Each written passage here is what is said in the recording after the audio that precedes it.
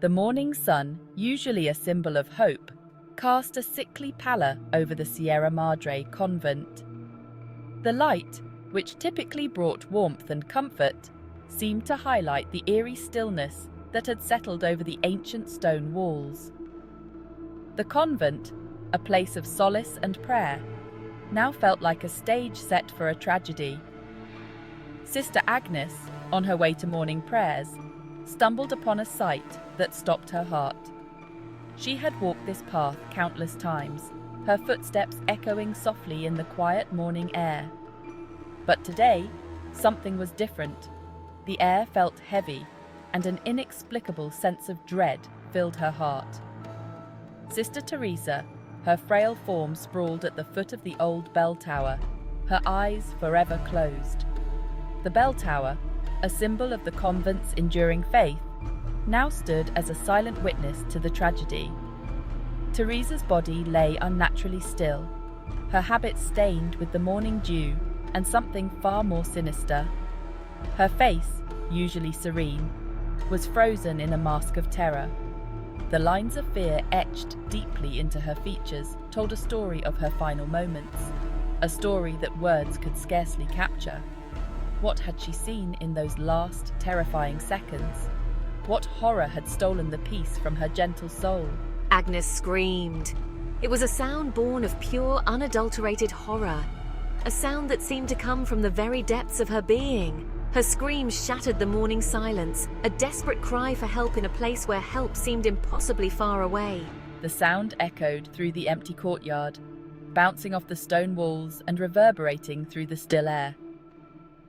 It was a sound that seemed to linger, a haunting reminder of the tragedy that had just been discovered, a chilling prelude to the horror that was about to unfold.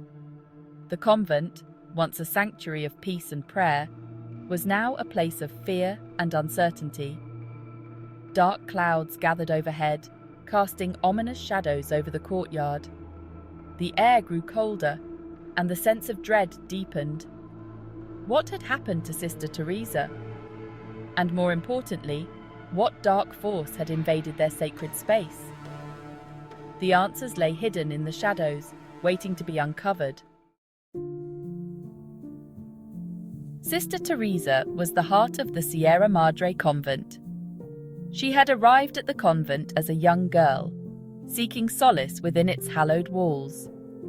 Her days were filled with prayer, tending to the gardens, and comforting the sick. Her gentle nature and unwavering faith were a source of comfort for all who knew her.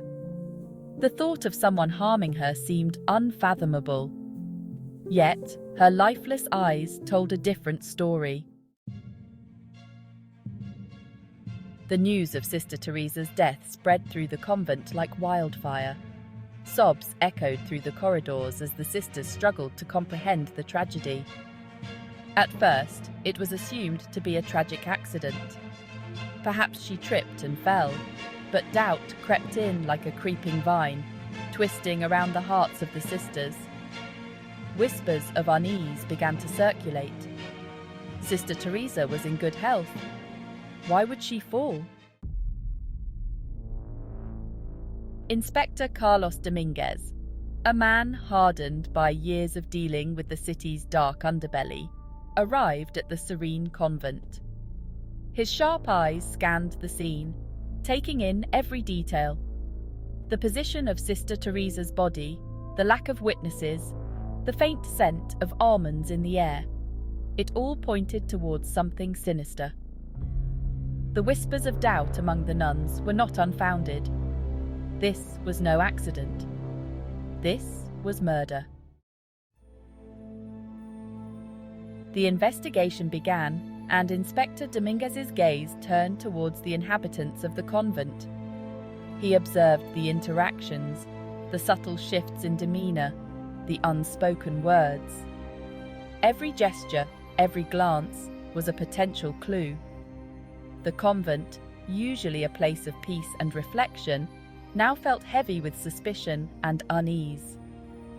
The nuns, who once moved with purpose and serenity, now seemed to carry an invisible weight, their steps hesitant, their eyes wary.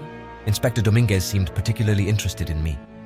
I could feel his eyes following my every move. It was as if he could see right through me, peeling back the layers of my soul. The weight of his scrutiny was almost unbearable, making my heart race and my palms sweat. I tried to remain calm, to act natural, but it was impossible to ignore the intensity of his gaze. And I knew he was watching us, Father. Our furtive glances, our whispered conversations. They did not go unnoticed. Every secretive look, every hushed word seemed to draw his attention. It was as if he had a sixth sense for detecting deceit. The walls of the convent, which once felt like a sanctuary, now felt like they were closing in on us, trapping us in our own web of secrets. Could there be a connection between their clandestine relationship and Sister Teresa's death? The question hung in the air, heavy and foreboding. The convent was a place of faith and devotion, but now it was shrouded in mystery and doubt. Inspector Dominguez knew that to uncover the truth, he would have to delve deep into the lives of those within its walls, to uncover the hidden motives and buried secrets that lay beneath the surface. The shadows of doubt loomed large, and the path to the truth was fraught with danger and uncertainty. Maria, the convent's timid maid, held the key to unlocking the truth. She was a silent observer, privy to the secrets that hid within the convent walls. I saw them, Inspector. Late at night, Father Fernando and Sister Beatriz always whispering, always looking so anxious. And Sister Teresa, she was furious. I heard her argue with Father Fernando, her voice trembling with anger. Maria's testimony added fuel to the growing fire of suspicion. Just when the case seemed to hit a dead end, a young novice, Sister Anna, came forward. I saw Sister Teresa struggling with someone that night. It was so dark, but I know it was a man. He wore a silver cross, the kind Father Fernando always wore. The revelation sent shockwaves through the convent and pushed the investigation into high gear. Following a trail of cryptic clues found in Sister Teresa's room, Inspector Dominguez began to piece together a dark and twisted puzzle. The clues were hidden in plain sight, scattered among her belongings, each one more perplexing than the last. Old letters, photographs, and a cryptic note hinted at a secret that had been buried for years. With determination, Inspector Dominguez followed the trail, which led him to the convent's outskirts. There, concealed behind thick vegetation, he discovered a hidden cave entrance. The entrance was almost invisible, shrouded by nature's camouflage, as if it were guarding the secrets within. As he stepped inside, the air grew thick and heavy, laden with the unmistakable smell of decay.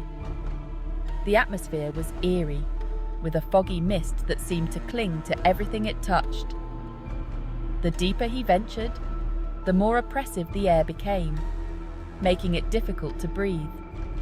His lantern cast flickering shadows on the cave walls, and as his eyes adjusted to the dim light, he was met with a sight that made him gasp in horror.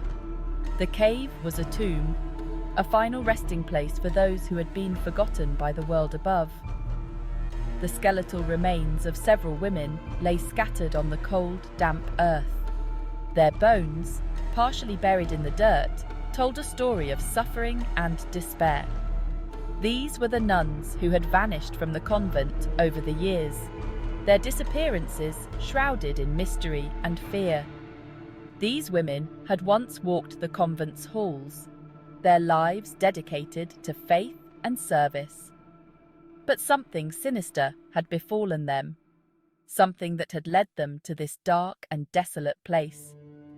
Their remains lay scattered, a grim testament to the horrors they had endured. The cold earth held their secrets, but now those secrets were beginning to surface. With each step, Inspector Dominguez uncovered more of the truth. The bones, long hidden from the world, were finally being brought to light. The truth, buried for years, was finally unearthed. revealing a tale of cruelty and betrayal. At the heart of this dark secret was Father Fernando, a man driven by a twisted sense of power and control. His malevolent influence had cast a shadow over the convent, silencing anyone who dared to defy him. Father Fernando's reign of terror had been absolute. He had silenced his victims with fear and violence, ensuring that his dark deeds remained hidden. But now, with the discovery of the cave, his secrets were finally being exposed to the light of day. The evidence was overwhelming. Father Fernando and Sister Beatriz, his accomplice in the crimes, were arrested. The trial sent shockwaves through the community and beyond. The weight of their sins, the lives they had taken, and the trust they had shattered ultimately led to their conviction. Justice, though delayed, was served. The once sacred halls of the Sierra Madre Convent were forever tainted by the darkness that had festered within.